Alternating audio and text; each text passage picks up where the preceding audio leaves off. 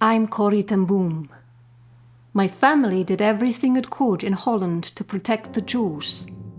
But eventually, of course, we were caught. My sister, Betsy, and I were miraculously placed together in the same barracks. God knows. It was full of lies. Disgusting. So the guards would not enter.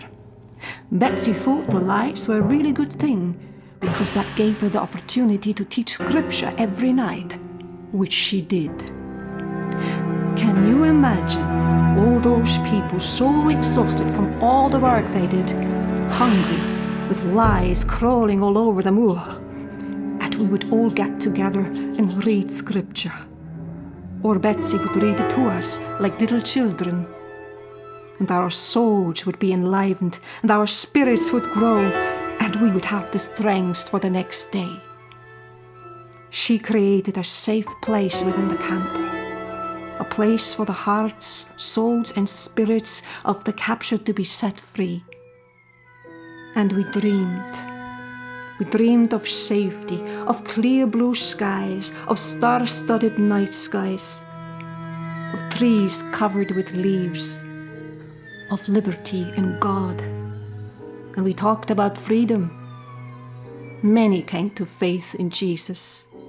Yes, they did. Others were supported in their walks with the Father. And others, well, they just loved. And everybody loved Betsy. And she loved the guards, and she loved the people who abused her, and she loved the people in the concentration camp. And she sometimes put a third or a fourth or however many people in our bed at night. But she was not very strong. She was dying. And one day she said to me, I'm going to be liberated soon. I'm seeing visions of heaven, and the Lord is promising me we will both be liberated. I cannot wait to smell the roses again. But you are the one who has been commissioned by God to take our message of love and forgiveness in Jesus to the ends of the world.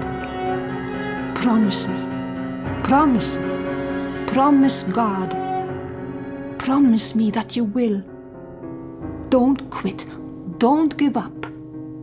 Talk about how we grew in God's forgiveness, here in the worst of places. Talk and travel. And don't stop talking and traveling till you die. Promise me, Corrie, promise me. And I promised. And then she died.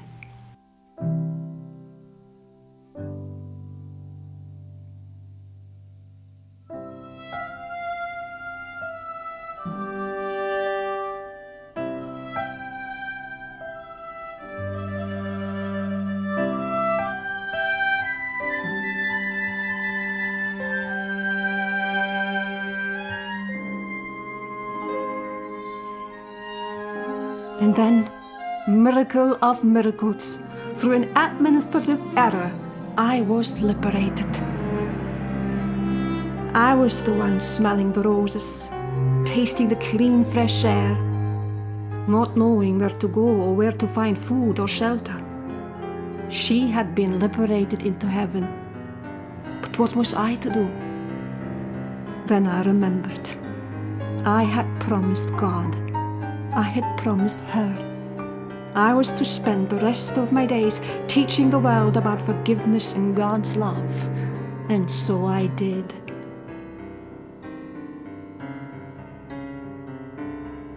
One day, I was preaching in Germany. And a man approached me.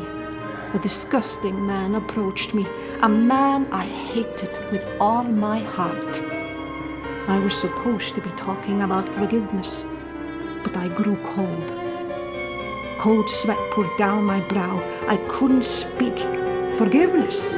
More like murder. Lord, I screamed in my heart, help, help! Do something, Lord. The Lord told me to put out my hand. I did so, woodenly, obediently. Then that wretched man who had caused me the most pain in the concentration camp, who maybe was responsible for killing Betsy because of how much he abused her, took my hand and shook it.